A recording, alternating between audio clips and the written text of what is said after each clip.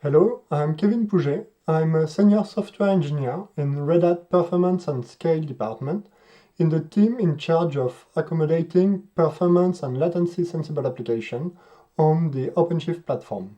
Hi, I'm David Gray, an associate software engineer at Red Hat in the same team as Kevin.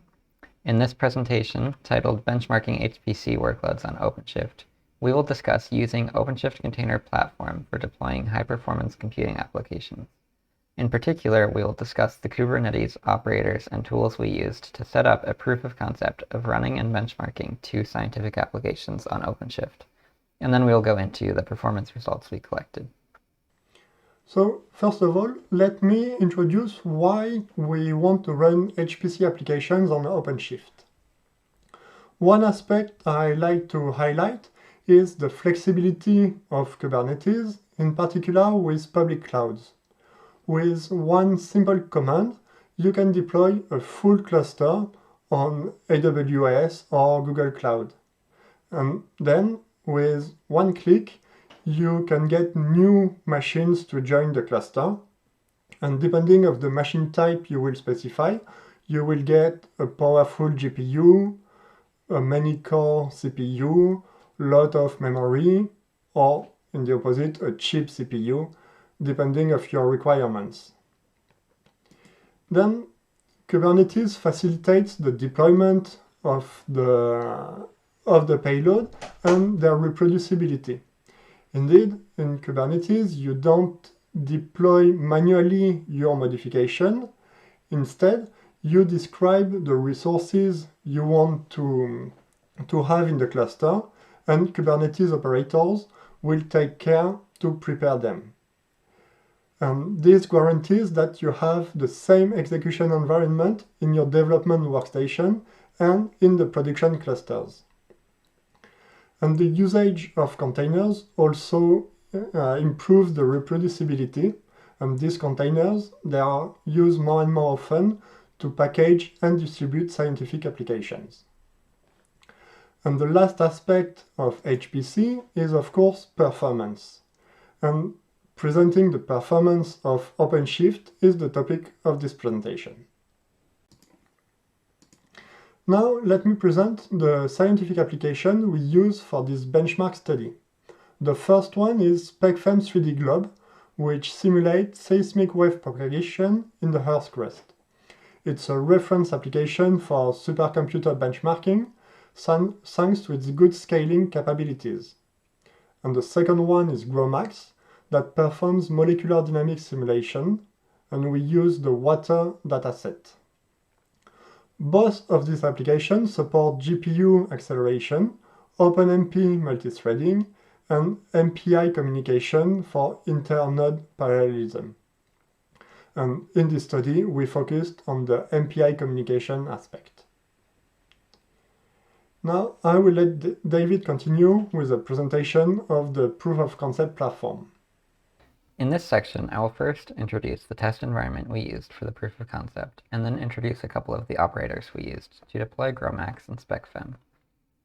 The OpenShift cluster was composed of 37 nodes, 3 masters, 2 for infrastructure services like telemetry, routing, or storage operators, and 32 worker nodes. And for getting the bare metal reference performance results, we converted these 32 worker nodes to run row. Each of the nodes has 62 gigabytes of RAM and 4 physical cores. Hyperthreads were not used. Each node has 2 high-speed Ethernet NICs, one used by OpenShift for the cluster communication, and one which we used for some of the MPI traffic. The cluster was running on OpenShift Container Platform version 4.5.7 based on Kubernetes 1.18. For the bare metal comparisons, we used RHEL 8.2. For this POC, we used CephFS and OpenShift Container Storage for a shared file system. OpenShift Container Storage, or OCS, is software-defined storage integrated with and optimized for OpenShift Container Platform. It is built on Red Hat Ceph Storage and can be deployed on-premise or in the public cloud. In our tests, we ran OCS in external mode so that we could use the same Ceph cluster for both the bare metal results and the OpenShift results to compare apples to apples. Alternatively, OCS can run on an OpenShift cluster. The Ceph cluster was running on 4 Dell servers with 48 cores, 512 gigabytes of RAM, one 800 gig NVMe, and several 300 gig disks. I'll note here that the performance of the workloads we are running, Gromacs and Specfem 3D Globe, is not dependent on the file system performance, and benchmarking the file system itself was not a part of this effort. Ceph offers a scalable, flexible, and reliable storage solution, which is easy to use on OpenShift thanks to OCS. The Message Passing Interface, or MPI, is a specification for message passing libraries, and MPI libraries are the de facto standard for writing parallel message passing programs. Many HPC applications, including Gromacs and Specfem, are written so that they can be compiled to run across multiple nodes using MPI. The Mpi Operator enables the easy deployment of MPI programs on Kubernetes and OpenShift. This operator came out of the Kubeflow project, and it was originally created for running distributed training for ML models. The operator defines the MPI job custom resource. MPI jobs specify the MPI run command, the hardware resources required for the worker pods, and the number of worker pods.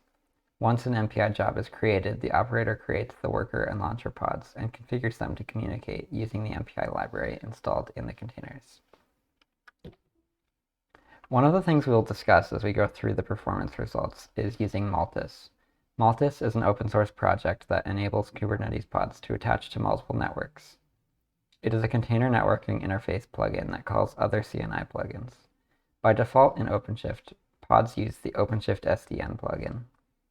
For running MPI applications, we use Maltus to attach a second network interface to the pods using the MAC-VLAN CNI plugin. This allows us to bypass the SDN and even use a separate physical network for the MPI traffic. For certain types of network traffic, the SDN can have some performance overhead due to encapsulation and open flow rules. In general, throughput is not diminished much, but latency can be affected. Another way to bypass the SDN is to give the worker pods access to the host's network namespace. However, this has security implications as it could be used to snoop on network activity of other pods on the same node if the pod were somehow compromised. Because of this, using Maltus is preferred, and in our tests gave the same performance improvement as using host network. Now I will hand it over to Kevin for the next part of the talk. Thank you, David. So in this section, I'm going to present how we run Specfem on OpenShift, and then how we perform the extensive benchmarking. So one naive way to get Specfem to run in Kubernetes is to prepare a pod and clone the repository, build it, and execute Specfem.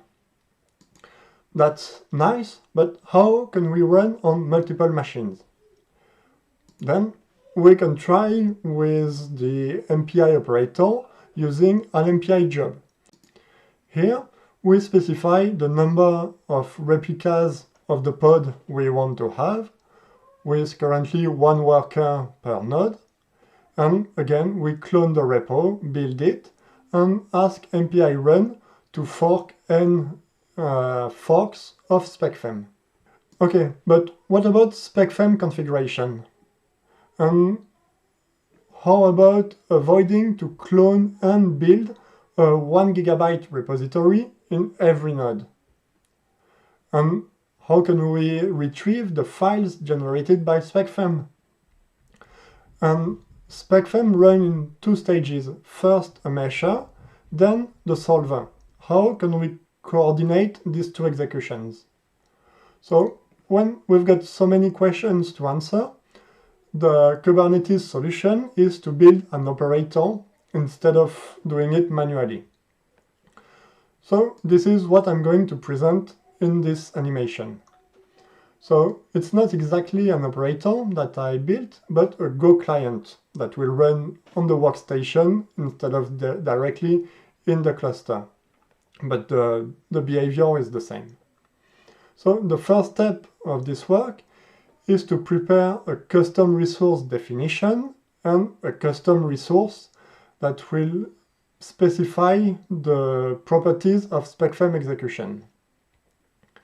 And then we start the execution of the operator. First step is to build the base image using an OS and cloning Specfem repository. And then with the configuration from the custom resource, we build the mesher and save the mesher image, and we're ready to trigger the first parallel execution. This mesher job will be connected with a shared volume where we'll be able to share the artifact of the mesher execution. And then we can build the solver using the header file generated by the mesher and save the solver image. And now we can get the benchmark to actually run using the shared volume and the mesh that is stored there. And this solver will also generate an output log that we will retrieve to the workstation for the benchmarking. So for this benchmarking, we've seen that with this YAML file, we can describe one execution of Specfem, where we provide the problem size, the number of processes to fork, the number of processes per node, and the network type. But we want to run many different problems on different machine counts and with different kind of network configuration. So if we look at the combination, we see that it grows very quickly, and even more if we want to have the same result with bare metal. So again, the answer is that we need to automate it. This time not with an OpenShift operator, but with a Python script. This tool I designed, I call it matrix benchmarking, because it will benchmark all the different combinations of settings that I provide. So in the first execution, we'll get OpenShift with the software-defined network, small problem size, 2 nodes. And then, step by step, we will run all the possible combinations until we've benchmarked the full space. So the tool is split in 2 parts. First part is performing the benchmarking, running all the possible combinations, and capturing the relevant output. So here the execution time. And the benchmark ignores the result if they have already been recorded. That allows to stop and restart the complete benchmark at will. And the second part of the tool is a visualization interface based with the Python framework Dash and Plotly that allows interacting with the recorded data. And the framework allows the developers to focus on the coding of the custom visualization, and the parsing and code selection will be reused. In the following section, we'll see an output of an example of this benchmark, where we collected more than 180 measurements only for Specfem. So before going in depth in the results, let me summarize where we are now. So we've got an OpenShift cluster with 32 worker nodes that can be converted to bare metal to reuse the same hardware. And we have 3 different network configurations. The default software-defined network, which is shared with the rest of OpenShift but secured. We've got the host network flag, which also uses the shared network but without any security. And we've got Multus that allows us to use the dedicated network. And then we've got the 2 scientific applications, Specfem and Gromacs, that can run on the OpenShift and bare metal clusters. So let me present the benchmarking results. I'll start with some micro-benchmark figures. So we wanted to understand the different performance of the 3 networks. So we run Mpi micro benchmark that measure the latency and bandwidth of MPI peer-to-peer operations. And in the graph, we see that the software-defined network has poor performance in terms of latency and bandwidth, whereas Multus, bare metal, and host network have exactly the same results. The software-defined network poor performance are expected because of the different encapsulation layers for security and routing. Then we looked at MPI collective operations, and again we see SDN that is clearly above the rest, but for small message sizes we see that the network don't really matter. The collective primitives were executed with 20 nodes involved. Now let me present Specfem results. And first we'll look at a fixed problem size, 128 nex. In the time graph, we see that the benchmark took between 1 hour and a bit less than 10 minutes to execute. And if we look at the time comparison between bare metal and OpenShift, we see that the overhead is very limited up to 16 nodes, less than 6%. And then for 32 nodes, OpenShift overhead takes over because the problem to solve is not big enough for the 32 node cluster. And we can also observe that the network type has almost no effect for Specfem results, and this is thanks to its good computation over communication overlap that is quite advanced. Now, if we take a growing problem sizes, we see that the time was between a few minutes to more than 3 hours. And if we look at the time comparison, we see that for all the problem sizes, we are below 4% of overhead. Looking at the efficiency graph, we see that we are always very close from bare metal, and we're even able to obtain the superlinear scale-up capabilities of Specfem. And I will let David continue with Gromacs performance and results. Now I will go over some of the benchmarking results we collected from Gromacs. The graph on the left shows the average and standard deviation of 5 or more runs of Gromacs at different node counts with various network settings, and also bare metal in blue. The performance measures the hours of computation to simulate 1 nanosecond, so lower is better. As we can see, the result using the SDN for all of the network communications is the outlier here. To get good performance on more than 2 nodes, bypassing the SDN appears to be crucial, and using Multus to do this gives performance similar to bare metal or host network, without the security implications of host network. In the graph on the right, we compare the benchmark time as a percent compared to bare metal of 2 configurations. The green line here reflects the performance of Gromacs when some cluster infrastructure pods are running on the same nodes as Gromacs.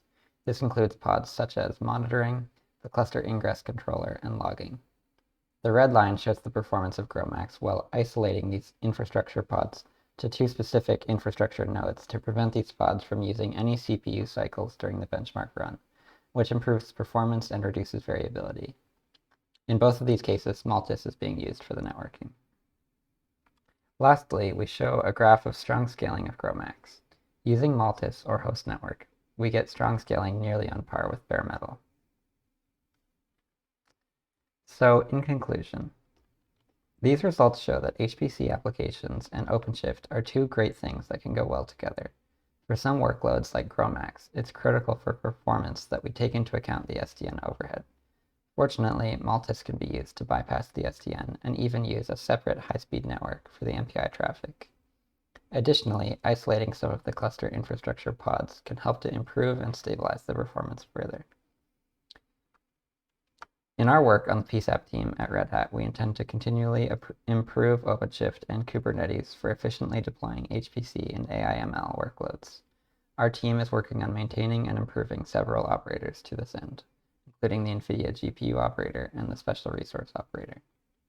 If you're interested in seeing more information about this HPC POC, please check out our blogs on blog.openshift.com.